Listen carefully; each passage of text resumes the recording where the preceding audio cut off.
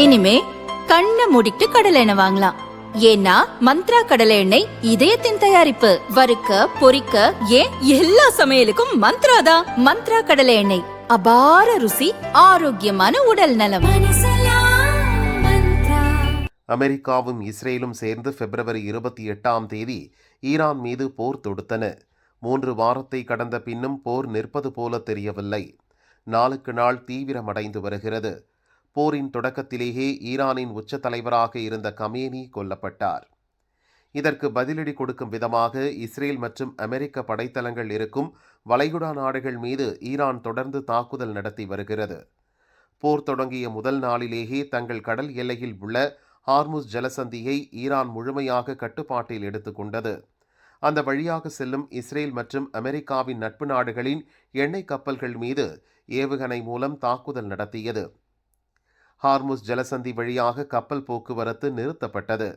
இதனால் Israel, America மற்றும் அதன் நட்பு நாடுகளில் கச்சா எண்ணெய் விலை எகிரியது. இதையடுத்து ஈரானின் கார்க் தீவு மற்றும் ஹார்முஸ் ஜலசந்தியின் கடற்கரையோரம் இருந்த ஏவுகணை தளங்களை அமெரிக்கா குண்டு வீசி அழித்தது. மேலும் ஹார்முஸ் ஜலசந்தியை பாதுகாக்க உதவுமாறு சீனா, ஜப்பான், பிரிட்டன் உள்ளிட்ட நாடுகளுக்கு அமெரிக்க அதிபர் ட்ரம்ப் கோரிக்கை விடுத்தார். ஆனால் பல நாடுகள் அமெரிக்காவின் கோரிக்கையை நிராகரித்தன. இந்த நிலையில் விரைவில் ஹார்முஸ் ஜலசந்தியை அதிபர் ட்ரம்ப் கைப்பற்றக்கூடும் என அமெரிக்க ஊடகங்கள் செய்தி வெளியிட்டு வந்தன.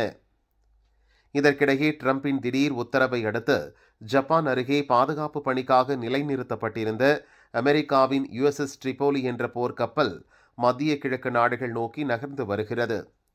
தற்போது இந்த போர்க்கப்பல் இந்திய பெருங்கடலின் தெற்கு பகுதியில் நிற்கிறது. இது ஈரான் நோக்கி அடுத்த வாரம் செல்லலாம் என கூறப்படுகிறது.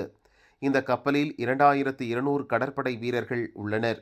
USS ட்ரிபோலி போர்க்கப்பலின் போர்த்திறன் பற்றிய விவரம் வருமாறு: இராணுவம், கடற்படை, விமானப்படை என்று முப்படைகளையும் ஒருங்கிணைத்து தாக்குதல் நடத்த இந்த கப்பல் மிகவும் முக்கியத்துவம் வாய்ந்தது. இது கடல் மற்றும் நிலத்தில் உள்ள எதிரிகளின் இலக்குகளை துல்லியமாக தாக்கி அழிக்கும் திறன் கொண்டது. போர் விமானங்கள் மற்றும் ஹெலிகாப்டர்கள் மூலம் எதிரிகளின் இலக்குகளை தாக்கவும் இந்த போர்க்கப்பல் பெரிய அளவில் உதவிகரமாக இருக்கும். குறிப்பாக அமெரிக்காவின் F-35B ஸ்டெல்த் ரக போர் விமானங்களை இதிலிருந்து இயக்க முடியும். நிலத்தில் தாக்குதல் நடத்த தேவையான பீரங்கி வாகனங்கள் உள்ளிட்ட பிற இராணுவ தளவாடங்களையும் இந்த கப்பல் மூலம் கடற்கரைக்கு கொண்டு செல்ல முடியும். திடீரென 2200 வீரர்களுடன் ஒரு சக்தி வாய்ந்த போர்க்கப்பலை ஈரான் நோக்கி செல்ல ட்ரம்ப் உத்தரவிட்டது மத்திய கிழக்கு நாடுகளில் போர் பதற்றத்தை மேலும் கூட்டியிருக்கிறது.